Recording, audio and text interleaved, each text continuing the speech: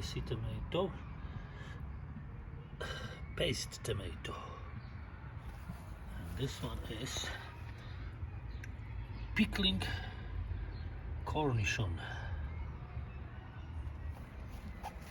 It's just planted. Here we got some strawberries blooming quite nicely.